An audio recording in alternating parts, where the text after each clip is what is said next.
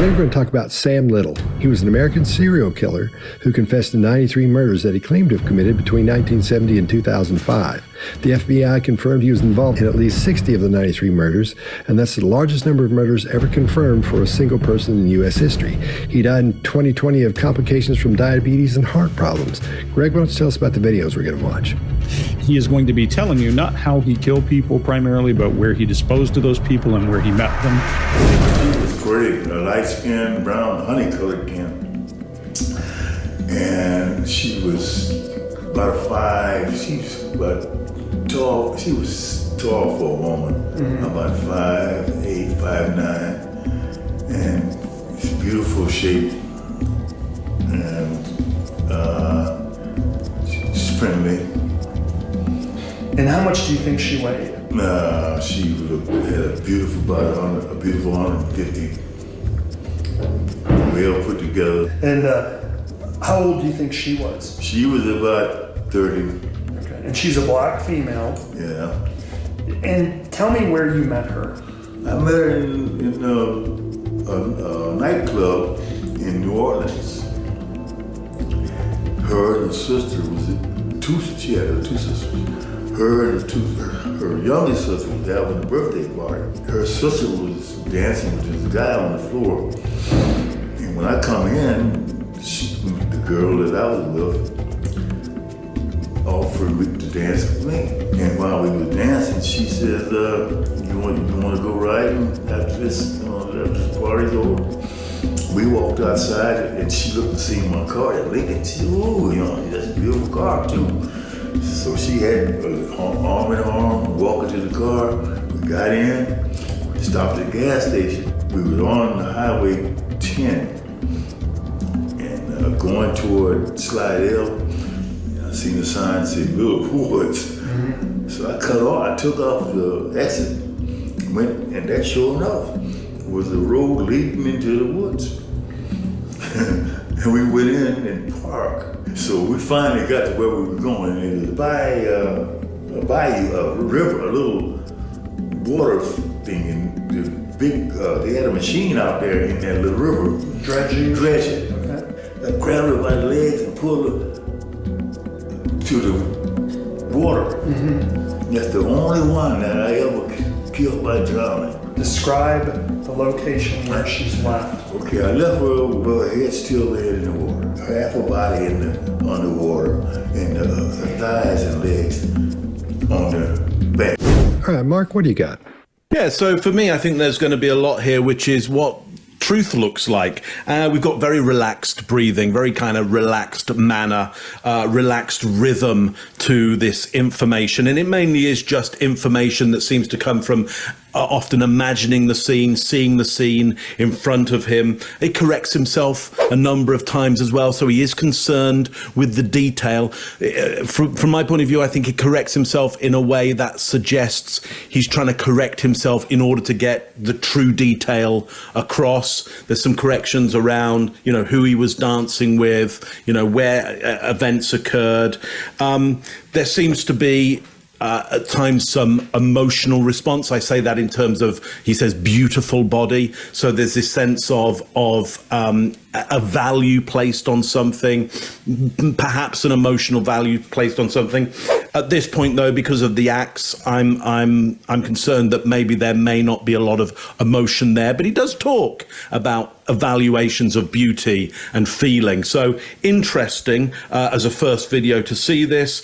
He says at times, I don't recall or I don't remember, but then he does go back to kind of name things and get things right. So it seems for me on this first video that there is an attitude in him that wants to deliver information, is happy to do that at a fairly good cadence and speed, and he does want to get the information right for people. But Greg, what do you got on this one?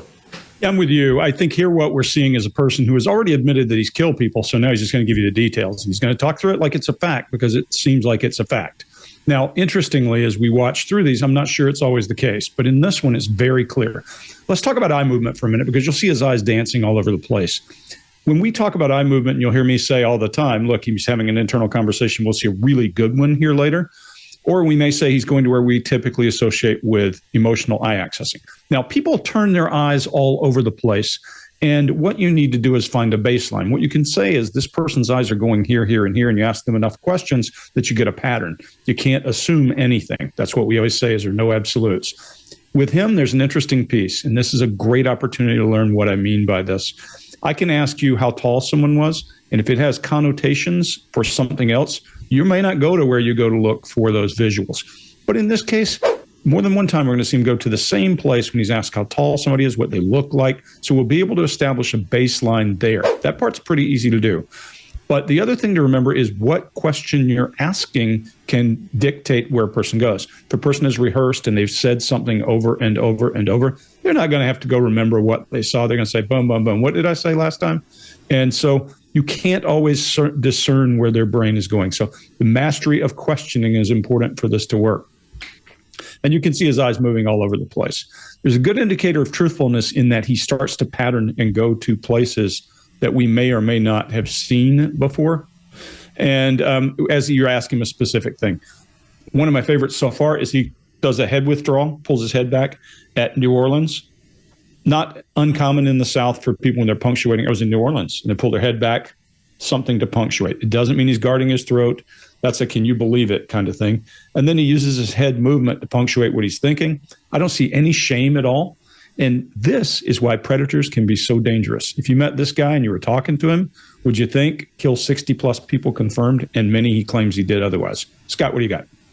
All right. I'm going to go a little bit against you guys because I think a lot of this, I agree with you. I think he's telling the truth about killing this person, but there's some red flags in here for me that let me know that he's probably enhancing what he's talking about. You know, when he says, I met her in a nightclub, then he's looking down, but his eyes shoot over before he says, in New Orleans. That kind of that took me not by surprise, but I was like, okay, here we go.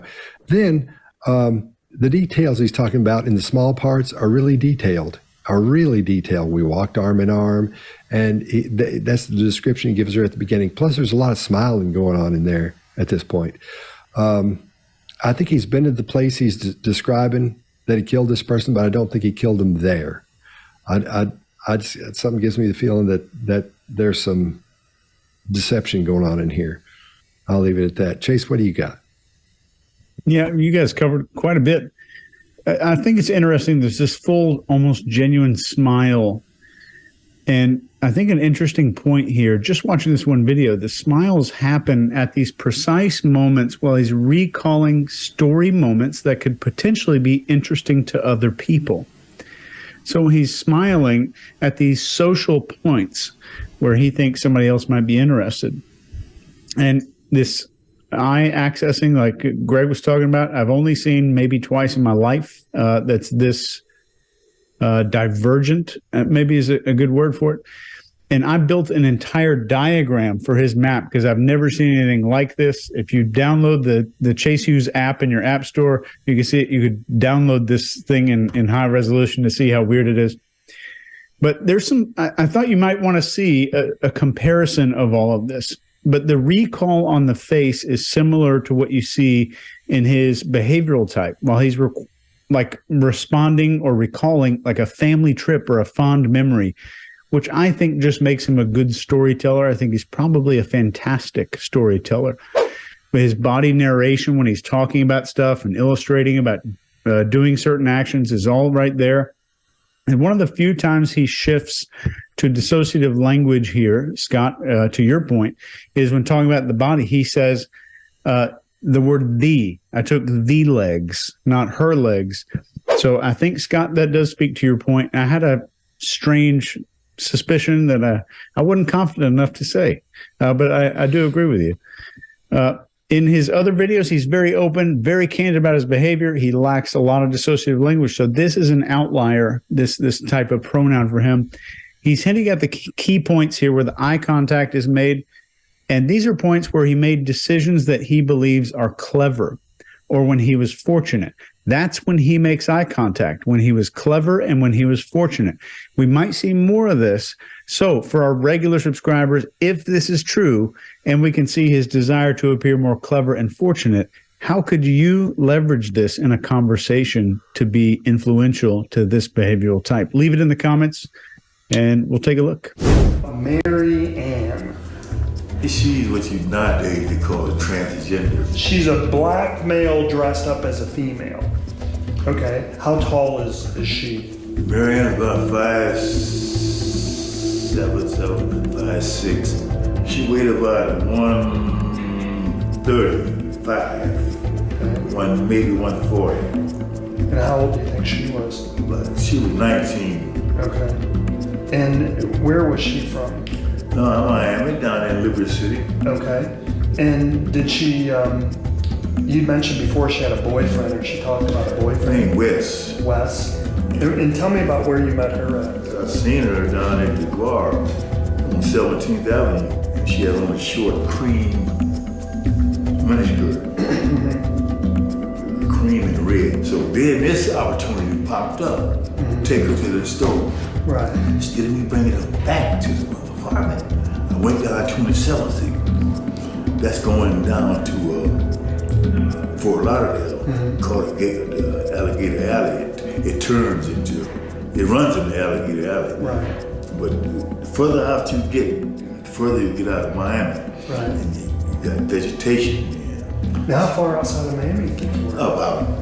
It wasn't too far to Miami, about there. I was in my stepdad's car, Pontiac Le Mans. And where did you take her to? Continue down 27. Got back on 27. Going outside of Miami. Okay. Miami. Going away from Miami. Going away from Miami. We got down past the let's say limits. So I continued on toward Fort Lauderdale, and I seen a road going off the main road back into vegetation on the left side. So I got out of the car, pulled her out, and drug her into the growth back there, and pulled her deeper into there's a path. A little path was running somewhere. I don't know where it led it to, but it running deeper into the undergrowth. It's like Everglades like that. And we ran into some water running. But before we got to the water, the earth was mushy. I turned her loose, and she fell into it face down. And how far outside of Miami do you think you were? About a mile, 2 miles. What year did Mary Ann occur? 72. Okay, 1970. All right, Greg, what do you got? This is the first time I said, just because you kill people don't mean you kill everybody you say. Maybe that's the case. And this one was so fishy for me because of change that I went back and looked, and this is an unconfirmed kill. So interesting. The only reason it interested me was because he starts off face blocking and half smiled as he discusses transgender. I mean, he literally covers his face, doesn't say yes, he nods quietly. But he does do the same eye accessing he did earlier. He was talking about the height of the victim. Who knows where you're getting that from? But here he starts to storytell. And he is, I agree with you, Chase, from your earlier comment. He's a great storyteller because he's listening for what you need to hear, how much detail, how far to go. He's fishing, and we'll see it in a minute. He's congruently hand messaging most of everything he's saying. His hands are doing what he says over here, over there. We move down this way. But he moves to this fishing kind of storytelling, and iterative pieces released that makes me start to go, wait a minute. When he says continued on 27, listen to that. Listen to shift in cadence. And he goes slow and he looks under his brow to see if the guy is following him. Then he starts to just iteratively release details. He turns to an oblique away from the guy for the first time. Why is all that happening? Something is different in this case. Then he goes into a lot of detail about the place, not so much about the person anymore. He does say we, but he's talking about the dirt and the mud. And come on. I mean, this is absolutely different from what he said in the first one. If you go back and compare them, the level of detail, you'll find something very different. The other's about the person, about how he put them in the water. Here, there's very little about the person. And then finally, he goes, a mile, looks over. The guy doesn't respond. 2 miles. He's fishing with his eyes. And then he goes, what year? And he goes, he fishes him, 72. again, just because somebody kills 60 people doesn't mean they kill 90. Who knows what's going on? But something's different in this video from the others. Chase, what do you got? Yeah, and I agree with you fully on that there's something off here. I want to just turn this into a quick teaching moment. We see something in this clip that's unusual here in the behavioral response of Sam. And he's prone to unconsciously repeating words of the interviewer. So no matter what situation that you are in, you can use this when you're questioning anybody. This tendency to repeat phrases also means that it's much, much easier to force their psychology into the present moment while they're recalling. So instead of asking, what did you do after that? You can phrase it like, okay, so now you're in the car, you're driving outside Miami. How far are you right now? And you're forcing them into the present moment. This makes it more likely that you're going to get more accurate details, and it makes it easier for that person to recall the memory because they're reliving it. So if you hear someone who's prone to repeating your words, you can smash them down into the present moment in a good way. So pay attention to his eyes here in this video. His baseline is starting to develop here at around maybe 3 to 4 o'clock, as if you're looking at his face as a clock. And this down left eye movement is also kind of the same place we're starting to see a lot of his gestures in the same exact place. And we move our eyes in all sorts of directions to access information when we're trying to think of stuff. In this case, the eye accessing is off the charts, according to me. I know Greg and I may disagree a little bit on that, or maybe it's just a nuance. But secondly, he's using physical location with body narration. His comfort in video one with the body narration told me this is a normal behavior, but it doesn't mean I'm going to ignore it. It means the body movements will start to provide data about the crime scenes, the directions of travel, where things happened, whether he took a right or a left. So start paying attention to that. Take a look in the next video, and you'll see something interesting about this body narration. Scott, what do you got? All right. This one seems to be a little bit more honest because there's not much smiling comparatively. There's not a lot of mouth noises. But I think that's because he's told this story a lot. I think he's told this specific situation quite often at this point. So maybe that's the part that sounds a little bit odd. Like you were saying, Greg, his mouth is covered up by the back of his hand, his knuckles there. That might be, like you said, due to the embarrassment of being involved with the transgender, especially back then, and then telling the story now, which was, well, actually not now, it was a few years ago. So I mean, he may not be as up to par on the way things are handled or talked about these days. So he may be a little bit embarrassed about that. His illustrators are also, like you guys covered, they're fairly big and they're smooth, and they're larger than the last story we heard him tell. They're a little bit larger. His descriptions of the victim are good and the area are good, but you're right, Greg, not as much of the victim in this situation. No story about stopping at the gas station and that kind of stuff. Not a lot of meaningless details along with this. And then his description is short, to the point, and it just covers the main things in here. It still sounds a little bit off, but that may be because he might be enhancing what he's saying, might be exaggerating a little bit, which I'm sure is what happens. Once you get a pile of stories you can tell about the things that that are proud of, you start making them sound cooler and cooler as you go along.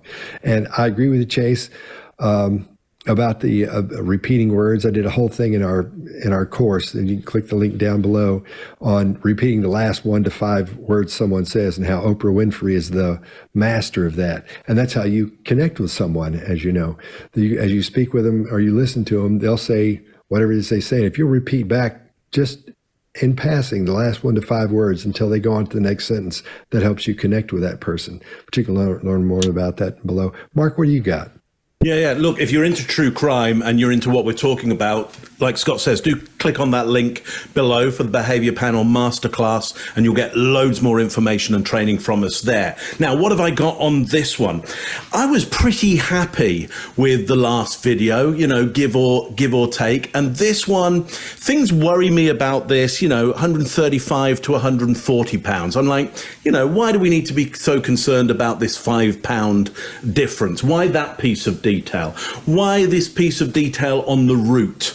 So it seems to me that there is an idea here about being very definite, very intricate around the detail. Now, I'm not saying that he's lying about this stuff. I think there's some levels of honesty going on. What I would be saying is, in this situation, I'm wondering whether, people and bodies means prizes for him, in that the more he can confess, the better treatment he might get in the end. Is his memory that good of this situation? I'm not saying he didn't, murder this person, but is his memory that good? And is he compensating for that because he needs this person to really buy into this story and believe in it? I think he does kind of try and get a lot of eye contact there with the interviewer, does try and pull the interviewer in to that detail. So I think he needs the interviewer to really understand the value of his story, and he's trying to sell the value based on detail.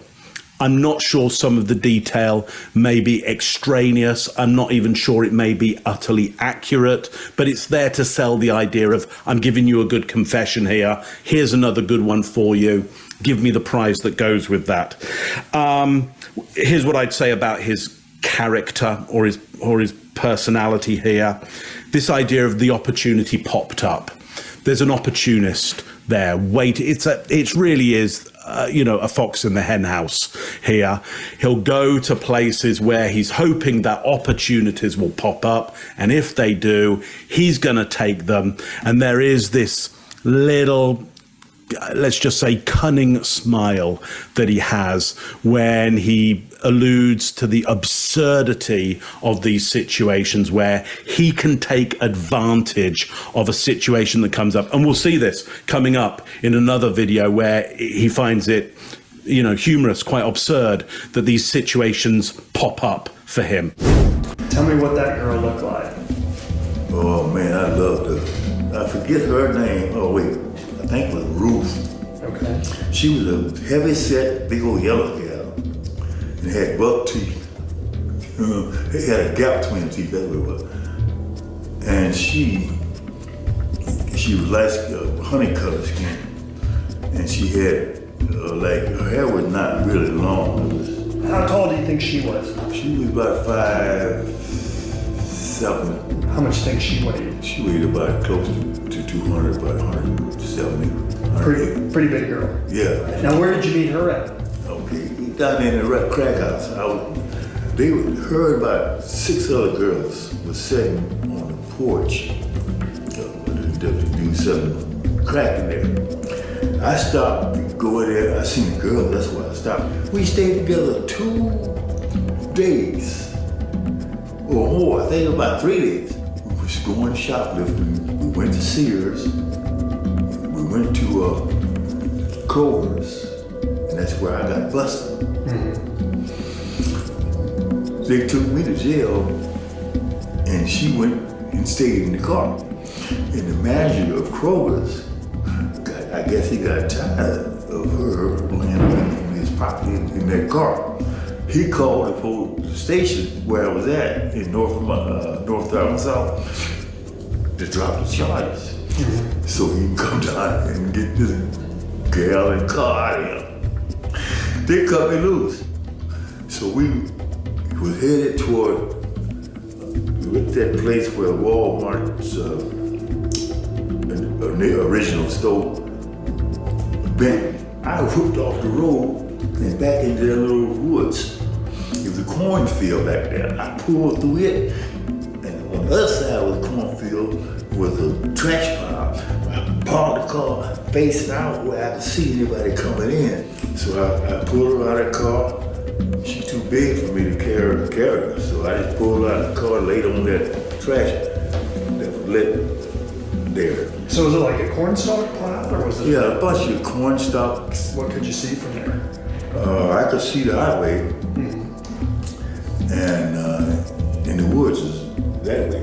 But it's right outside of Little Rock. I was about 10 miles from it. From North Little Rock, you think 10 miles? Yeah, it was about 10 miles. Okay. All right, Chase, what do you got? There's not a whole lot here that's an aberration from what we've seen. It's a lot of the same stuff. But just from what we know about a baseline and body narration, we do see that he definitely took a right off the road And the trash pile in the other cornfield was on his left when he did that. So that's one of those things that I'd be paying a lot of attention to. And this is just moving right along. I think this is honest, and I think most of the detail here is accurate. And the only thing that I would say might be a little bit different was laying her on the trash pile. I think more was done before he left the scene. That was the only time I saw any behaviors that suggested some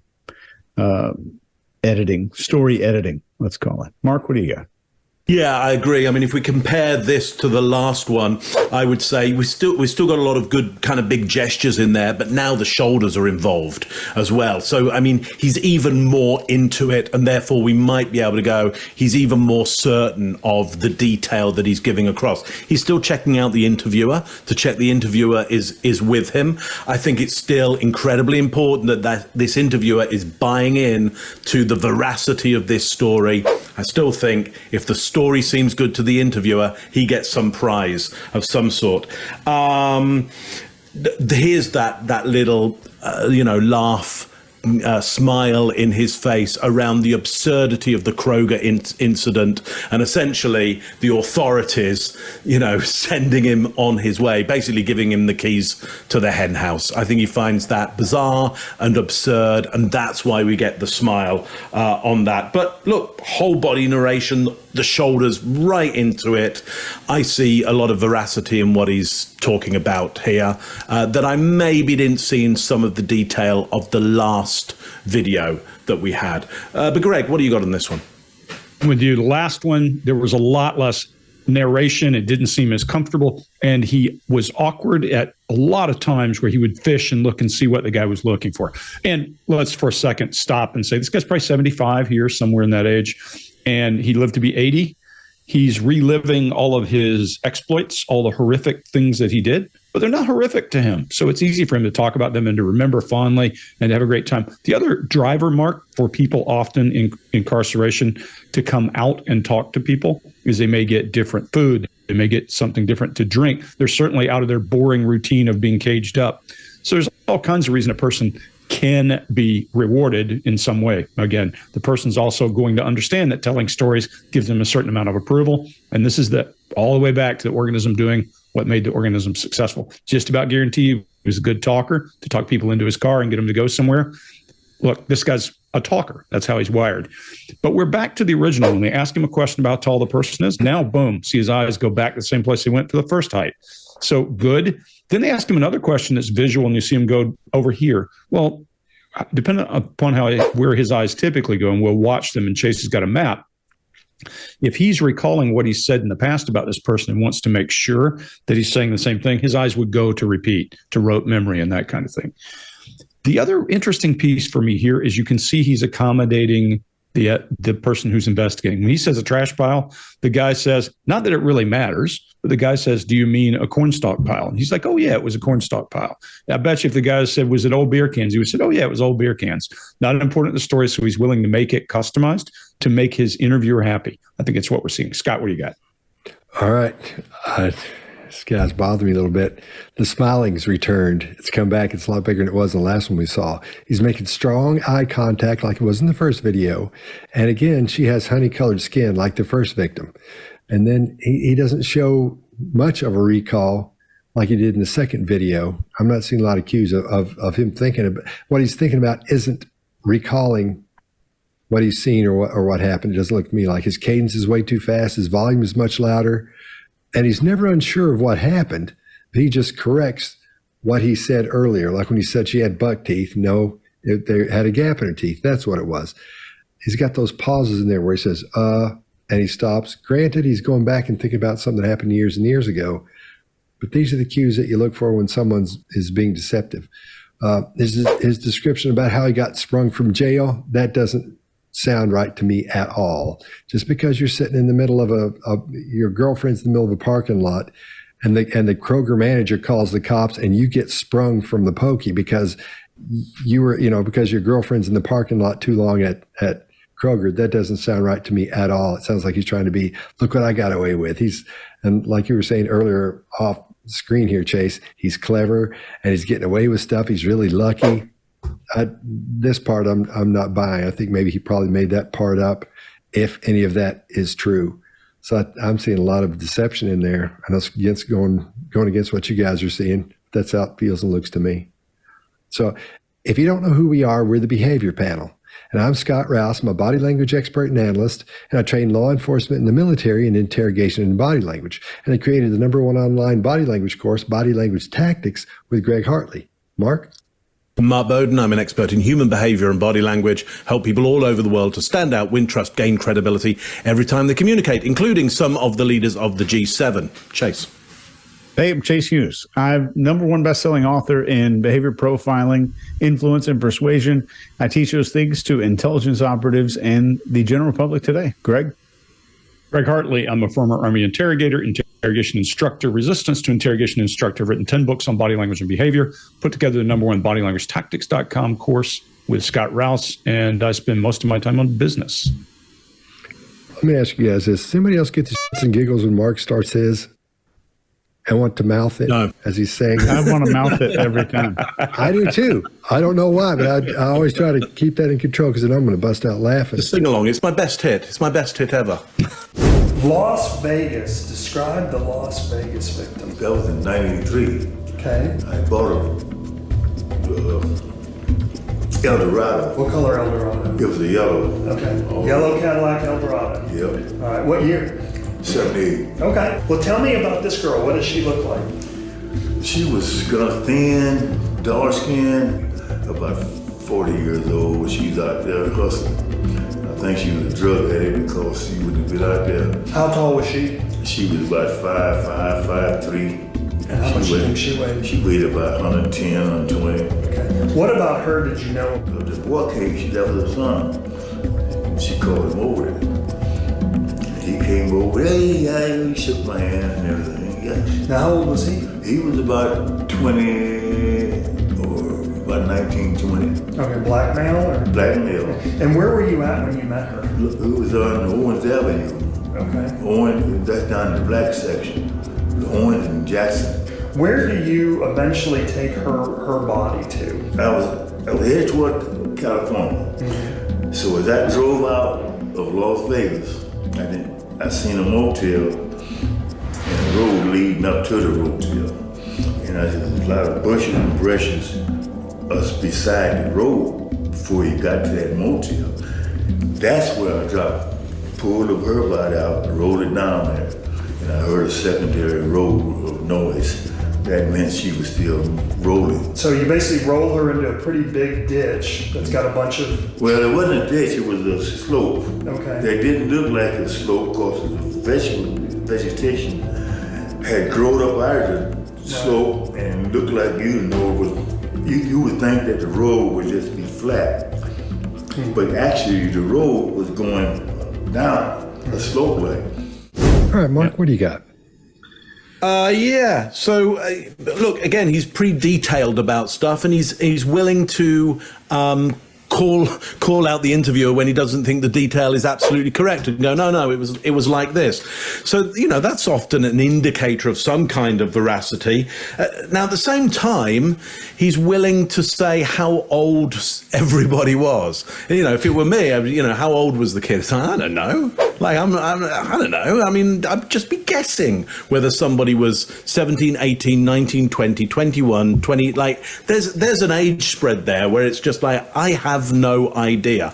But maybe he's really good at telling people's weight and age. It's possible. Or maybe he's just going to go, I will tell you something so that you'll buy into this story. And again, I'm not saying that this murder didn't happen with this particular person, but what I'm saying is there's a good possibility that he's just filling in with anything that will keep the interview moving on and hold something of, this is a good provider of information.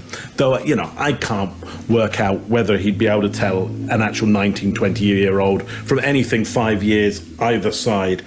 But anyway, he's happy to put in lots and lots of detail. Now, at the same time, he is really good at describing the topography with his hands, telling us the geography, being detailed about, look, it might have looked flat, but actually it was probably some kind of ravine. And so, look, lots of detail, lots of good, as Chase would say, body narration in there, lots of detail that I think is probably not credible that he would know, but maybe he does. He's a great storyteller. Maybe he's actually a great observer of people's height, people's weight, and people's age. So he's getting to that time of life where I would go, I don't know whether you really remember any of this stuff. But Scott, what do you got on this one? All right. His head is tilted a little bit there. That shows he's listening. And I think he's listening fairly well at that point. And then before he says El Dorado, as he's trying to recall the name, we see his eyes squish up. I think all that's true. He's trying to remember what the name of the car was, and I think that's what it was. And a couple of these we've seen so far, they've just been rife with duper's delight, but not in this one. We're not seeing that at all. Not much smiling at all comparatively to the last ones we've seen. His cadence sounds normal, so is his volume and tone. His description of the crime scene is clean and it's tight. And he does say a couple of things, adds a couple of things that you wouldn't think of, which I think it sounds normal to me in here why you would say something like that. It doesn't sound like an additive that shouldn't be there, Everything is smooth. When he's talking about the shapes and the angles, his arms and the hands are moving smoothly. Everything looks great. There's not a lot of ums or uhs in there at all. So I'm not seeing much deception here. I can see why some of the things you're talking about, but I think he's pretty much, I think he's telling what happened. He's not exaggerating as much as he has been in the past on these. Greg, what do you got? Yeah, I think I'm somewhere in the middle. Mark, I agree. I think what he is a fantastic storyteller. And if he doesn't know exactly, he'll just go, yeah, it was that. And he's okay with that. He's comfortable in ambiguity. Chase, to your point, he's comfortable in ambiguity because it prevents him from having to say, I don't know. Now, regardless of whether he is a murderer, which we know he is, or not, he's still probably a people person. As weird as that may sound, he probably gets his energy from people. He just happens to kill some of them. But if you're getting your energy from people, and you're extroverted, the thing that you're going to care most about is going to be those people. So it's possible, just possible. He said, how old are you, son? And the kid said 19. You remember? Entirely possible. I won't attack that. But I agree with you, Scott. The interesting piece is he squints his eyes trying to remember what the car was called. Tells you what's important to him. Because cars were coming and going and that kind of thing. And he had bought that one. And it's a long time ago to think about a car maybe. But everything he's talking about here, he's doing exactly what you said. He's using his hands to punctuate what he's thinking and explaining locations. Everything's moving around. It's congruent. The storytelling is loping along, as you would say, Scott. And he even tries to explain what he means about I heard her rolling down the hill. Is that too much information? Maybe. But I think it's important to this part of the story. I would have asked him a handful of other questions just to see. But looks good. It looks like it's believable. And I think if your primary focus is people and you're really detail-oriented, which he is, then you would probably always fill in the blanks if you forgot something. It's just the nature of it. Chase, what do you got? There's nothing I can say here that would not be a derivative work. Let's go to the next one. Hey, tell me about Northern Kentucky, the girl that you met in Columbus. So you meet this girl, I guess you're at a strip bar downtown Columbus. I went on my car, and this white girl come out behind the building. And I'm in my trunk up. She walked over to me, say, come on, y'all keep taking me to Miami. Describe this girl to me. Is she white, black? What she look like? She was white, blonde hair, dishwater blonde, they call it. It's short. Short, like shoulder length, Yeah, or no, ear length, a little over his ear length. like a bob? Yeah, like a bob. Okay. And how tall do you think she was? She was about 5'7".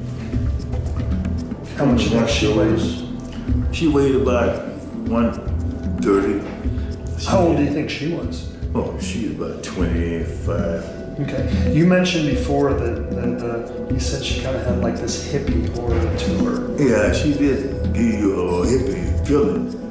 I think she was some kind of hippie, yeah. So you go to Cincinnati, you mess around on Vine Street, then eventually you guys both get in your car and you cross over the bridge into Kentucky. Tell me about going into Kentucky. We got to Covington, and then we continued through Covington. And there was a park that they were having a festival there. And she heard the music and shit off that band in there. And by her being a hippie type, she wanted to get to that. But the police came when we peeped in our car. We really wanted to be moved out of there. So we, instead of going in there, I took her the other way.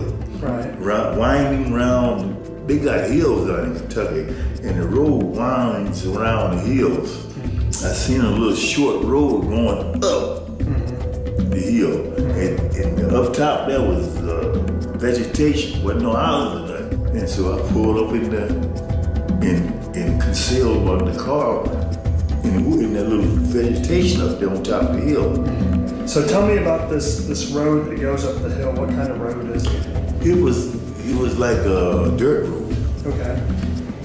It was like dirt. The grass was growing in the middle between two tracks. When I left her up in that little road up there, on the side of that little road, she was like partially concealed by the vegetation. I left her like. All right, Chase, what do you got? One thing that I think some people will see here that looks like disgust on his face is when he's talking about this hippie vibe. I don't think it's disgust at all. I think this is a very common expression when somebody lacks maybe an appropriate descriptive word for a conversation, and it's just they're just not sure what to say. That's very common. A whole lot more of the exact same behaviors here. There's not a whole lot of change. So really quick, what do you think the interviewer could have done based on what you know now to get more detailed descriptions without having to ask a ton of questions about the details? And as a quick hint, it has to do with questions and time. I'll leave that in the comments for you. Scott, what do you got? All right. The smiling's back, and he's got that almost constant eye contact with the guy asking questions. And his description leaves out the most important part about being a hippie. And that's she's got cropped hair. I don't know a lot about hippies. I don't hang out with hippies or anything, but I was under the impression they had really long hair. It smelled like patchouli. That's in my age group. That's what a hippie was, apparently. But then when he talks about the widening roads in Kentucky, he feels like he needs to add that to it. Why they're winding, because that's the way it is in Kentucky. I think he's starting to add some qualifiers in there to prove that he was there, to make him believe that he was actually there for that. There's no need for that. His head bobbles around a lot, like he did in the videos before when I was under the impression he wasn't being completely honest. His illustrators at this point they're fairly low, and again he brings up a close call with the police because he's really clever and can get out of that. And then what else? I think we're seeing, again, tons of duper's delight here. Way too much of it at this point. I think he feels like he's getting away with telling something. Again, it may be partially true, but I think there's a lot of additives in here that aren't true. Greg, what do you got? I won't give it that much credit. I don't think it's true at all. And part of the reason is because he's been very graphic with his detail about what people look like. He'd seen this girl naked on stage, and we don't hear anything about her shape, about any of her stature, any of that. It has to be fished out of him, number one. Number two, when they get to the bob, he goes, yeah, it was a bob. He's accommodating the story. When he's saying how tall was she, if you notice, he's going 5, looks out from under his brow and says 7. He's fishing, I think, there to see where this guy's going. This is the second of all these that we watched of the 5 that made me think, I don't think he probably did this one. Went and looked, and guess what? Unmatched. No proof. This and the transgender woman are both unproven. So interesting that there's a difference in his baseline in these two and the others to me. So in this one, I don't think he did it. I think it's just a thing. And I think if you've wandered around the country your whole life and you murdered a bunch of people, you could probably take pieces of some of those murders and all those places you've been in the country and make a hell of a good story. That's what I think we're seeing. Mark, what do you got? Yeah, so let me add to that. Replay, have a little look at the very start of this. I don't think he even recognizes this one. His face has a bit of more concern. He then leans into it a little bit. Something in that makes me think like he's going, hang on. I don't remember that one. let me hear about this one a little more. Yeah, and he does join in the story, and I don't know whether it's true or false. He seems to engage in the absurdity, again, of the police moving him on, and therefore, as the story evolves, it's only because the police move him on that he gets this opportunity to murder this particular victim. So I think for me, the smile there is, again, the fox in the hen house of, if only the farmer hadn't moved me on, I wouldn't have killed this one. Again, great storytelling, because he now does some of the characters in there and kind of and does their voice or mocks some of their characteristics somewhat. For me, and look, the editing on this is super jumpy as well. So in many cases, we don't know what's happened in between, and that's always unfortunate. But I do see, when he's talking about the hill, I do see him jump from one hand to the other hand. I'm a little bit concerned about that. And then we get into some details around it. It was a little trail, and it had, kind of tire tracks in it. It's like, I'm not sure whether you remember fully what it was like. Now, whether, Greg, to your point, it just didn't happen and he's just going, I'll take that one because, that's an extra, Mars bar from the commissary. I don't know. Or whether it's age and he's forgotten, but he's going, I'll make up some kind of detail about that. I don't know. But of all of these, or some of these, some are a little bit more fishy than others, I would say. That's all I got on that one.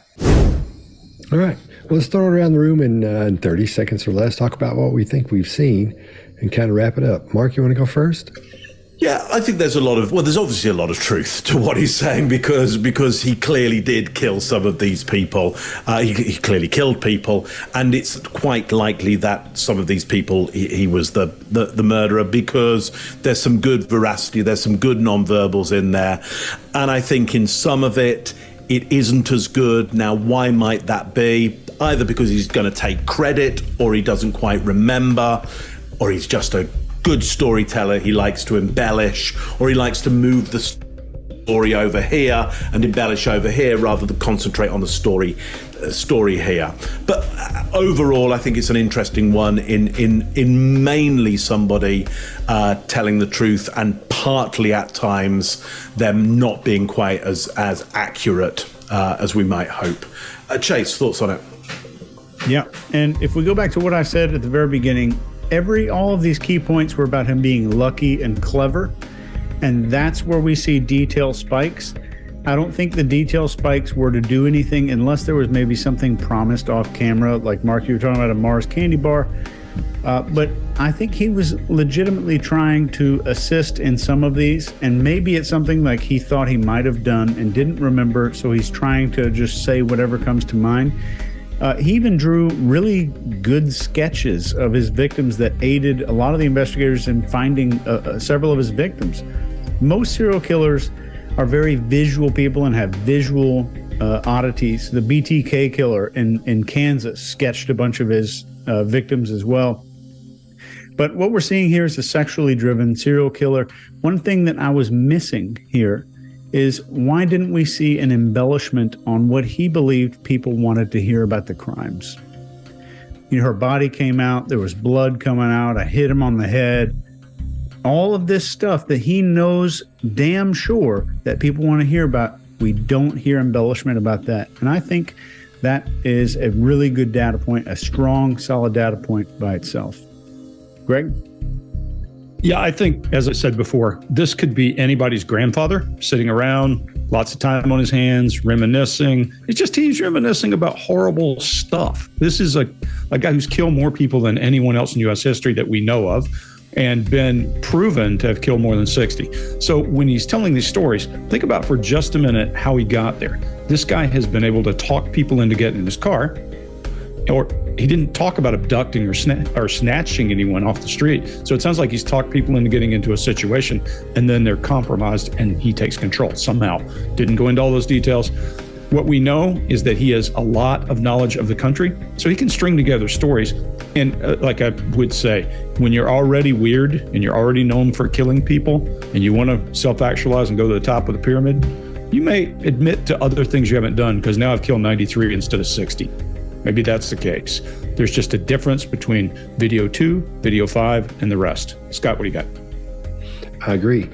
And I think this is a great example of seeing someone who's telling partially the truth and then making it sound a whole lot cooler than it was, or a whole lot better than it was, whether to make him sound meaner or more pleasant, or what he did wasn't as bad.